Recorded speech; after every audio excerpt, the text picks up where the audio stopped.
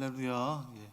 반갑습니다. 오늘 사순절 네 번째 주일, 주일 2부 예배 나오신 여러분들, 또 오늘 실시간으로 예배를 드리는 모든 분들 주님의 이름으로 환영합니다. 옆에 분들 바라보시면서 인사 나누시겠습니다. 오늘도 살아서 만나서 반갑습니다. 인사하겠습니다. 살아서 만나서 반갑습니다. 네. 이 미국의 기상학자 에드워드 로렌츠라는 사람이 여러분이 잘 아는 이야기를 했습니다. 브라질에서 작은 나비 날갯짓이라는 바람이 미국 텍사스에서는 토네이도로 불 수 있다. 이걸 이제 이론으로 입증을 했죠. 그 이론이 바로 나비 효과입니다. 작은 바람이 건너편에서는 거대한 토네이도가 될 수 있다라는 거죠.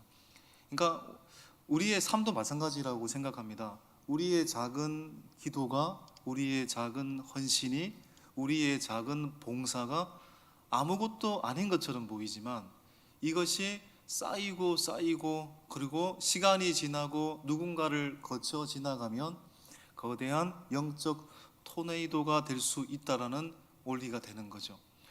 오늘 등장하는 사람이 바로 그런 사람입니다. 우리가 성경에서 이 한나라는 사람도 그런 인물이거든요. 한나는 여러분 알다시피 아이가 없어서 하나님 앞에 열심히 기도했더니 아이를 주셨죠. 그 아이 이름이 누굽니까? 사무엘입니다. 우리 이렇게 이해를 하고 있습니다. 그러나 한나의 기도는 단순히 아이를 낳기 위한 기도가 아니었습니다. 그 사무엘이 장차 어떤 사람이 됩니까? 그 혼란하고 절망적인 사사시대의 마지막 사사로서, 선지자로서, 제사장으로서 무너져가는 그 시대를 세웠던 하나님의 기름 부음 받은 사람이었잖아요. 사무엘 때문에 하나님은 아마 그 이스라엘의 역사를 사울을 통해서, 다윗을 통해서 이끌어 가신 거죠. 그러니까 한나의 그 작은 기도는, 골방에서의 기도는 아무것도 아닌 것이 아닌 거죠. 마치 거대한 역사를 불러일으킨 나비의, 영적 나비의 날갯짓과 같은 것이었습니다. 오늘 등장하는 한 사람, 무명에 가까운 사람이지만 그의 작은 섬김, 그의 작은 믿음, 그러나 그 믿음은 바로 우리가 잘 알고 있는 바울의 인생을 온전하게 도왔던 놀라운 통로로 사용받게 되었고, 그 작은 섬김이 결국은 하나님의 역사를 불러일으킨 거대한 바람이 되었습니다. 바로 그 사람이 누구냐면 오늘 바울의 두 번째 동역자로 소개되고 있는 에바브로디도라는 사람입니다. 25절을 보시면, 25절 보겠습니다. 그러나 에바브로디도를 너희에게 보내는 것이 필요한 줄로 생각하노니 그는 나의 형제요, 함께 수고하고 함께 군사된 자요, 너희 사자로 내가 쓸 것을 돕는 자라. 에바브로디도라는 사람을 우리가 여러분 오늘 빌립보서를 보지 않았다면 그렇게 기억할 사람 많이 없을 겁니다. 그렇죠? 뭐 완전히 성경에 보면 짱 박혀 있는 거니까요. 숨어 있는 사람이잖아요. 근데 이 에바브로디도는 바울이 지금 1차 로마의 감옥에 있었을 때 빌립보 교회의 모든 것을 전달했던 사람입니다. 그러니까 빌립보 교회가 대표로 너 바울 좀 도와주라, 대표로 보낸 사람이 에바브로디도죠. 옥바라지를 하고 때로는 먹을 것도 넣어주고 또 영적으로 육적으로 도움이 되었던 에바브로디도, 굉장한 이 감옥의 상황에서 굉장한 힘이 되었던 존재였을 겁니다. 우리가 에바브로디도를 생각할 때 저는 이 에바브로디도라는 사람이 과거에 이제 어떤 그 칼럼을 보니까 그 기독교 신문에 매력적인 에바브로디도라고 이렇게 썼더라고요. 근데 뭐 보니까 에바브로디도라는 사람 이 이름 뜻 자체가 사랑스러운, 매력적인이라는 뜻입니다. 이 이름 자체가 우리가 보통 여러분 이제 우리 각자 이름을 갖고 있지 않습니까? 보통 뭐 할아버지가, 할머니가, 부모님이 지어주셨던 우리의 이름은 대개 우리 부모님들이 지어주셨죠. 그런데 시간이 지나서 그 사람을 생각하게 될 때 그 사람이 누구냐, 우리가 뭘 기억할까요? 이름 보고 기억할까요? 아마 그 앞에 붙어 있을 수식어 때문에 기억할 겁니다. 수식어라는 것은 후대의 사람이나 함께 했던 사람이 붙여주는 거잖아요. 예를 들어서 가룟 유다 하면은 뭐가 떠오릅니까? 앞에 뭐가 붙어야 됩니까? 가룟 유다, 배신자죠, 배신자. 배신자 가룟 유다. 그리고 우리 한국 교회사에서 굉장히 중요한 인물 중에 한 사람인 여수에 가면은 만날 수 있는, 여수가 또 기독교 성지이거든요. 원수를 사랑했던, 자기 자식을 죽인 사람을 양아들로 삼았던 손양원 목사님 같은 분은 그 앞에 뭐 어떤 수식어가 붙습니까? 사랑의 원자탄, 사랑의 원자탄 손양원 목사님. 또 우리 사도 요한과 같은 사람도 사랑의 사도 요한. 또 아모스와 같은 사람은 정의의 선지자. 예레미야 같은 사람은 앞에 뭐가 붙습니까? 눈물의 여. 눈물이 너무너무 많은 사람이었기 때문에.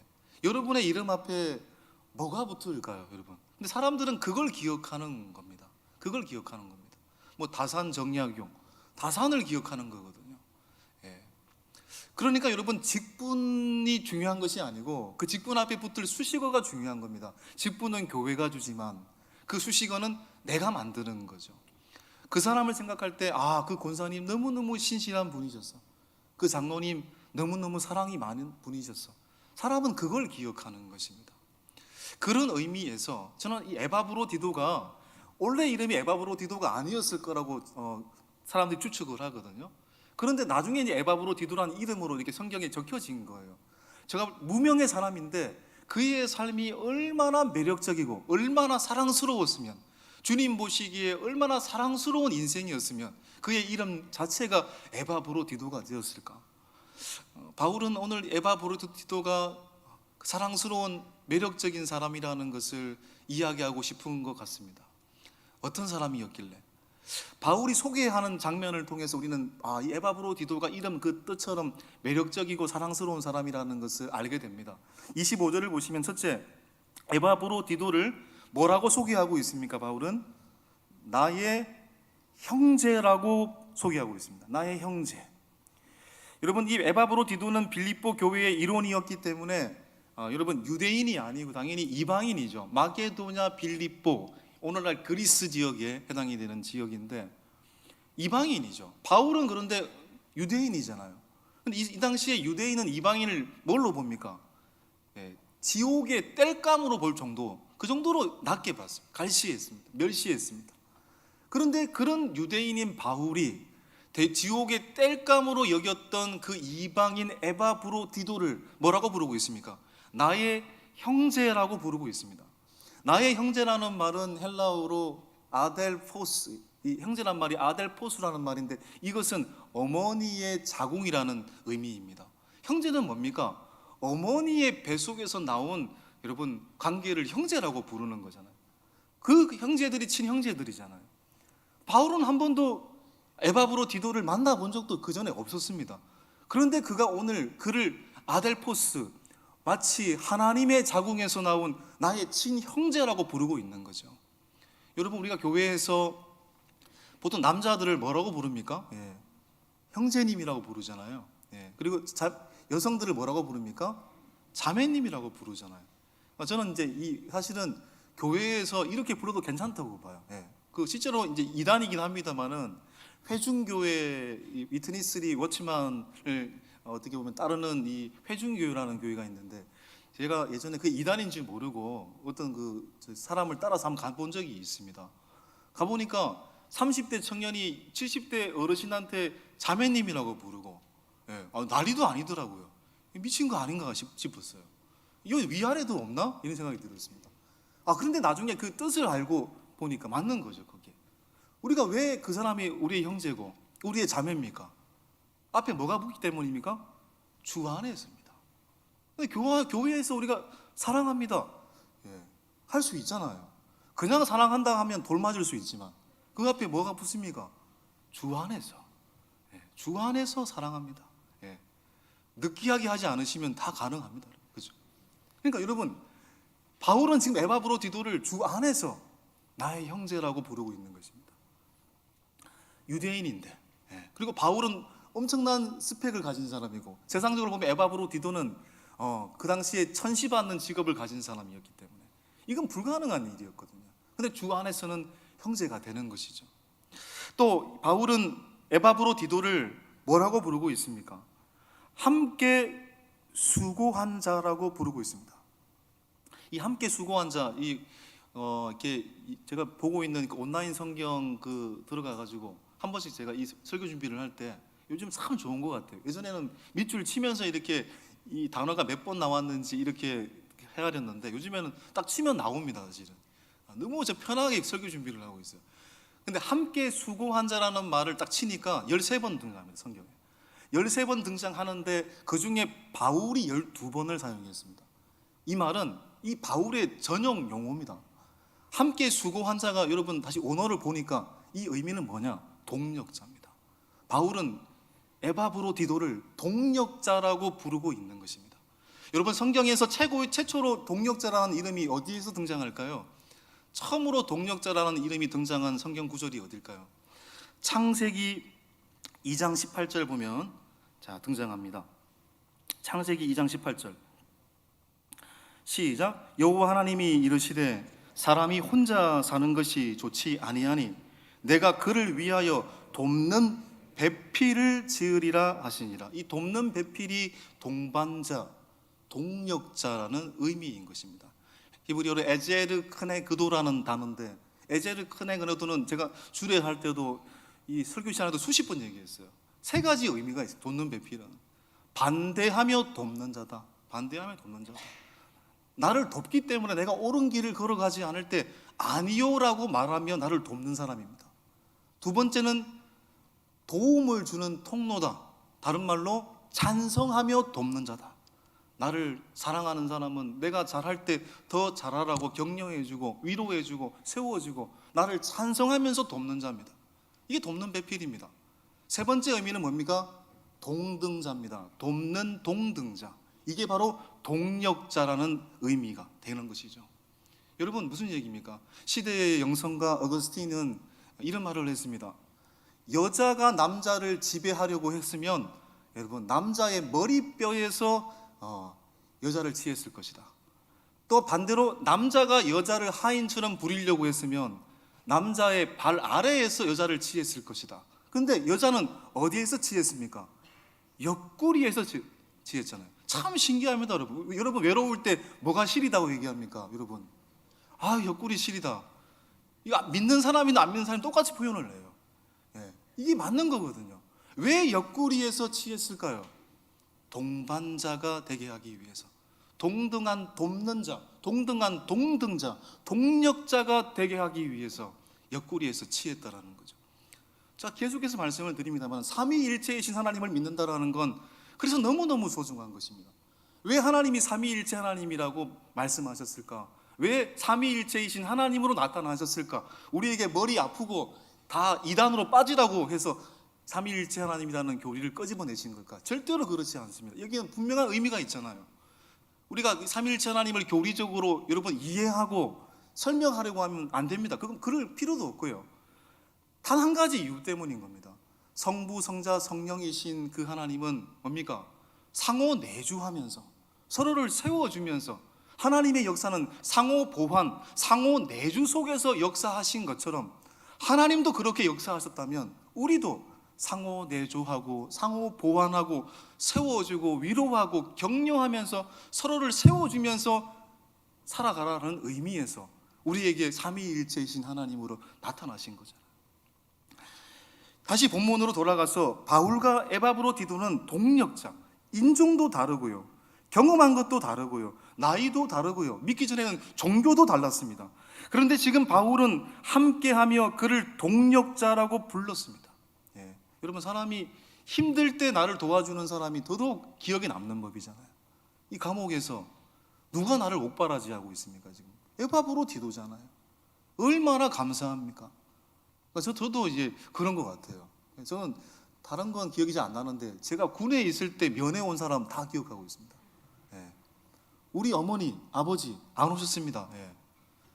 우리 이모 네 번 오셨고, 제 친구 2번 왔고, 그냥 워낙 멀었으니까요. 농담입니다, 여러분. 오지 말라고 했으니까. 바울이 그래요. 동력자. 너무너무 힘든 순간에 함께 해줬잖아요.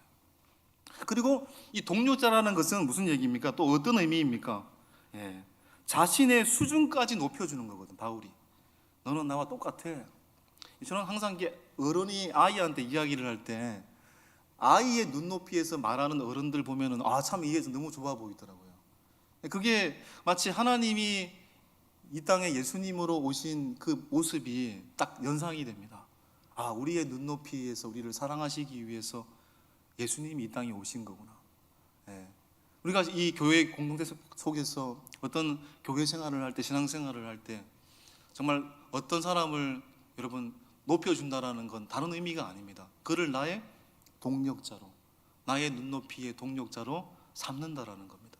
저는 우리 모두가 서로가 서로에게 그런 눈높이에서 맞춰주는 동력자의 길을 걸어갈 수 있는 은혜가 있기를 간절히 소망합니다. 세 번째, 바울은 에바브로디도를 함께 군사된 자라고 소개하고 있습니다. 여러분, 함께 군사된 자라는 것은 에바브로디도가 바울과 함께 지금 뭡니까? 함께 고난받고 있다라는 것을 의미하는 거잖아요. 여러분, 기쁠 때도 함께하는 사람이 기억나지만 어려울 때, 고난받을 때 함께한 사람이 더 기억나는 법이잖아요. 전쟁터에서 그런 사람들을 뭐라고 부릅니까? 전우라고 부르잖아요. 전우. 여러분, 전우는 죽을 때까지 갑니다. 그래서 저는 육군 출신입니다만 한병 해병은 죽을 때까지 해병이라고 얘기하잖아요. 전우라는 의미가 강하게 담겨져 있는 거죠.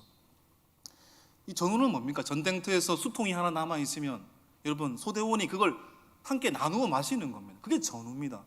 지금 바울은 이 복음의 최전방에서 지금 고통을 당하고 있잖아요.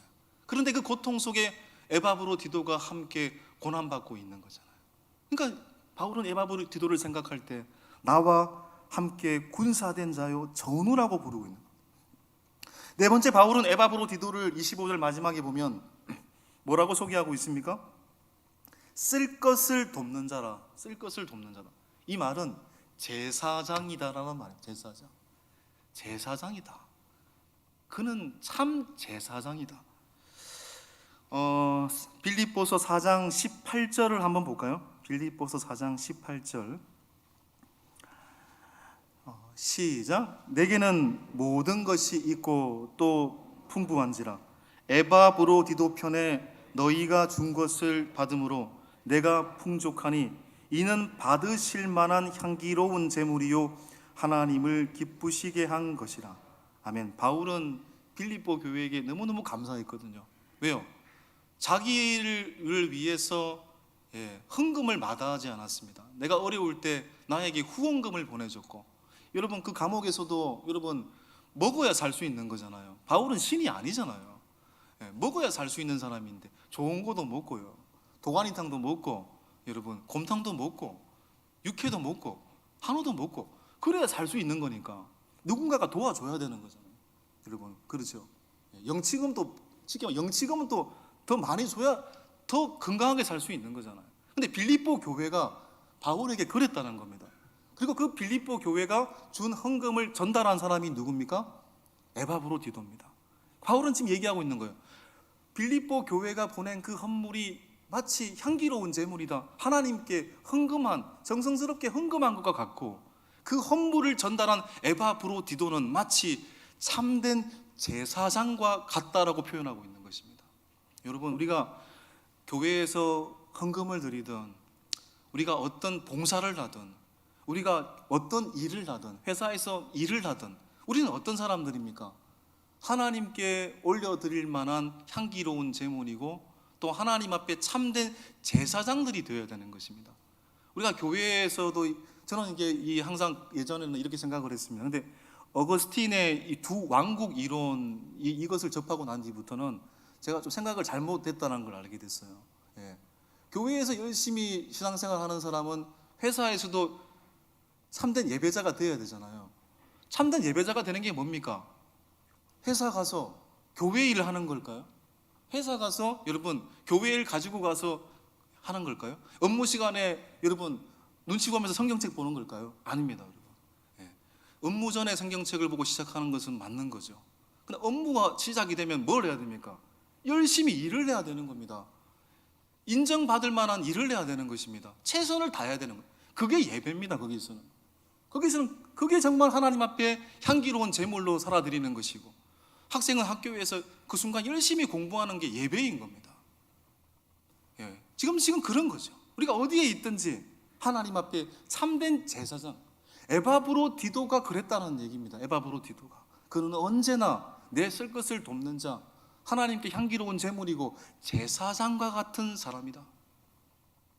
그러니까 이 네 가지를 소개한 것을 볼 때 에바브로디도가 매력적인 사람일 수밖에 없다라는 것을 알게 됩니다. 여러분, 그런데 이 에바브로디도가 여러분 이 바울 곁에 있다가 지금 바울이 빨리 에바브로디도를 보내려고 합니다. 예. 디모데보다 내가 에바브로디도를 너희에게 먼저 보낸다. 왜 다시 보내고자 했을까? 빌립보 교회로. 그 이유가 뭘까요? 26절 상반절에 보면은요, 자, 그가 너희 무리를 간절히 사모하고, 에바브로디도 인간인지라 바울을 돕다가 빌립보 교회의 고향이 생각이 난 겁니다. 향수병에 걸린 겁니다.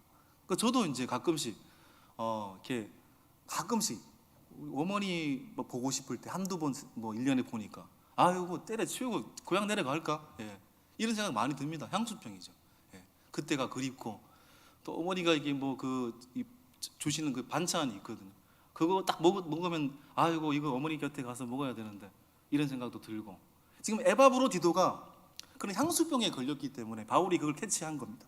그리고 왜 또 보내고자 했을까? 두 번째 이유는 26절 하반절에 자기가 병든 것을 너희가 들은 줄 알고 심히 근심한지라. 이게 무슨 얘기냐? 에바브로디도는 바울의 사역을 돕다가 뭐에 걸렸습니까? 지금 풍토병, 아마 병 중에도 중병에 걸린 것으로 파악이 됩니다. 자기가 중병이 걸렸어요, 에바브로디도가. 그런데 이 중병에 걸렸다라는 것이 근심이 아니고, 이 중병에 걸렸다라는 것을 빌립보 교회 교인들이 알았다라는 것에 대해서, 알고 근심한다라는 것에 대해서 더 근심하고 있습니다. 내가 지금 병에 걸렸다라는 것을 빌립보 교인들이 알고 나를 위해서 걱정을 너무 많이 하고 있구나. 그게 너무 미안한 겁니다. 그래서 심히 근심하다. 이 심히 근심하다라는 표현은 예수님께서 겟세마네 동산에서 여러분 땀이 피가 되도록 기도할 때 옆에 따라왔던 베드로, 야고보, 요한은 옆에서 뭐 하고 있었습니까? 주무시고 계셨잖아요. 그때 그 주무시는 제자들을 보고 예수님이 뭐라고 표현했을까요? 심히 근심하다라는 표현을 썼습니다. 지금 그 표현과 똑같은 표현입니다. 에바브로디도는 내가 아픈 것도 근심스러운 건데, 더 근심스러운 것은 나 때문에 빌립보 교인들이 근심한다는 사실에 더 근심스러운 겁니다. 이런 모습을 볼 때 바울이 그를 아델포스, 이렇게 해서 그가 형제라고 불려진 거구나, 이런 사람이었구나, 그렇게 짐작해 볼 수 있습니다. 이와 같은 에바브로디도의 마음을 아는 바울은 에바브로디도를 디모데보다 먼저 빌립보로 보냈습니다. 도대체 에바브로디도는 어떤 병에 걸렸길래? 자, 27절을 볼까요? 27절 시작. 그가 병들어 죽게 되었으나 하나님이 그를 긍휼히 여기셨고 그뿐 아니라 또 나를 긍휼히 여기사 내 근심 위에 근심을 연하게 하셨느니라. 내 근심 위에 근심이다. 근심의 중첩이다.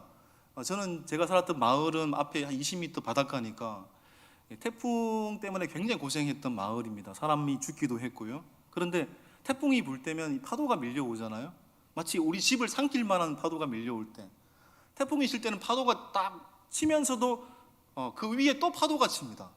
파도의 중첩이 뭔지를 많이 봤죠. 근심의 중첩이 그런 겁니다. 내가 이것 때문에 근심하고 있는데 더한 근심이 더 와가지고 지금 근심 위에 근심을 하고 있는 거죠. 첫 번째 근심은 뭐냐면 바울 자신이 지금 감옥에 갇힌 것이 근심입니다. 두 번째 근심이 뭐냐? 나를 도와주다가 에바브로디도가 지금 중병에 걸린 것이 더한 근심입니다. 그런데 그것이 면하게 되었다.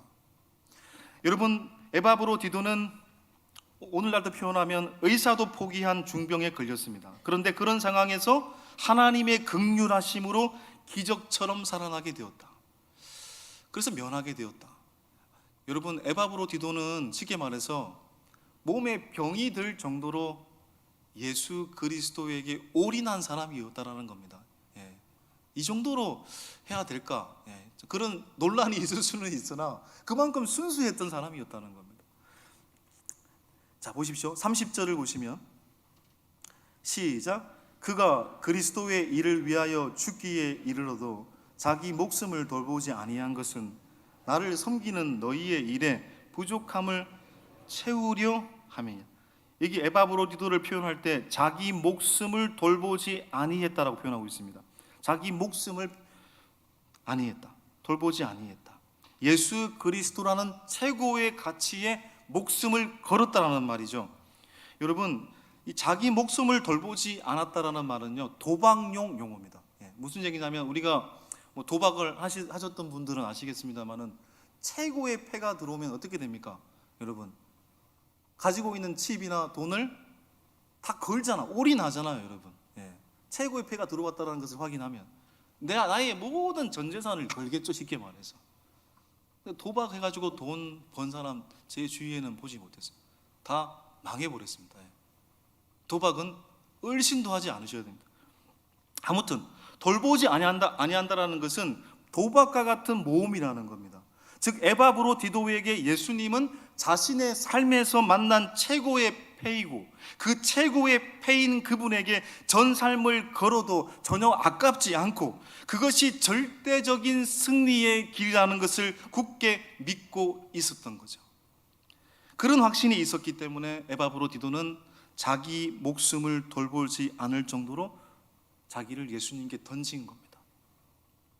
우리가 이 세상을 살아갈 때 세상의 모든 안전한 도구가, 기술이 우리를 보호해주지 않잖아요. 오늘날 여러분, 자동차가 이제 곧 반자율주행도 계속 진화가 돼가지고 어느샌가 되면 이제 자율주행차가 시대를 지배하게 될 텐데, 그래도 분명히 오류가 있을 겁니다. 100% 안전할 수는 없을 겁니다. 우리의 인생은 마치 한낱 나무의 가지와 같은 연약한 우리인데, 그런 우리가 어디에 접붙이며 사는 것이 진정한 길을 걷는 것일까? 그런 기술에, 나의 가치에, 나의 신념에, 나의 이데올로기에, 내가 가지고 있는 명예에, 나의 권력에 거는 것이 안전한 길일까? 그러나 그 모든 것은 죽음이라는 단어 앞에 무기력할 뿐인 것이잖아요. 그러나 그러한 현실 속에서도 우리가 참 소망과 평안을 가지고 살아갈 수 있는 이유는, 예수 그리스도에게 접붙여진 인생은 당장의 어두움과 일시적인 질병과 더 나아가서 죽음이 끝이 아니라는 것을 알기 때문이라는 것입니다. 진시 황제는 권력을 유지하고 죽지 않기 위해서 뭘 먹었다고 얘기를 합니까? 불로초를 찾고 먹었다고 얘기를 하지만 그는 지금 살아 있습니까? 그는 이미 진작에 죽었습니다. 영원한 생명, 결코 시들지 않는 생명은 어디서 얻을 수 있을까요? 그 생명은 얼마나 됩니까? 얼마를 줘야 얻을 수 있을까요? 1조를 주면 얻을 수 있을까요? 100조를 주면 얻을 수 있을까요? 기억하십시오. 그 생명은 오직 예수 그리스도에게 접붙여진 인생에게만 얻을 수 있습니다. 자신의 인생의 패 중에 예수님을 최고의 패로 여기고 그 최고의 패이신 예수님에게 올인하는 사람에게만 그 생명이 주어지게 되는 것입니다. 그래서 주님께서는 그 영원한 생명을 주시기 위해서 십자가에서 자신의 몸을 찢으셨습니다. 여러분, 바울에게 나의 동력자고 나의 형제고 함께 수고한 자고 제사장으로 불려졌던 매력적인 하나님의 사람 에바브로디도가 정말 사랑스럽고 정말 매력적인 이유가 어디에 있을까요? 자신의 인생을 예수님에게 다 걸었다라는 겁니다. 이게 가장 매력적인 포인트인 겁니다. 누가 나를 지켜주는 줄 알고 그분에게 자신의 인생을 걸었다는 겁니다. 그랬을 때 그가 공고한 속에 있었을 때에도 주님은 그의 헌신을 기억하시고 그를 지키시고 그를 살려주셨습니다. 마찬가지입니다. 우리의 인생의 최고의 패를 예수 그리스도로 여기며 살 때 하나님이 우리를 잊지 않으시고 우리를 기억하시고 우리의 모든 것들을 위로하시며 궁극적으로 우리를 영원토록 살릴 것이라고 믿습니다. 이 사순절 다른 기간이 아닙니다. 나를 위해 올인하신 그 주님 앞에 나도 올인하겠습니다. 주님의 마음을 품고 살아가겠습니다. 나를 위해 온몸을 던지기까지 사랑하신 그 주님의 사랑 앞에 나도 나의 온 마음을 다해 주님을 사랑합니다 라고 고백하게 될 때 그 믿음이 여러분을 지키시는 은혜가 있을 줄 믿습니다. 이 시간 함께 그 말씀 기억하시면서 461장 함께 찬양하겠습니다.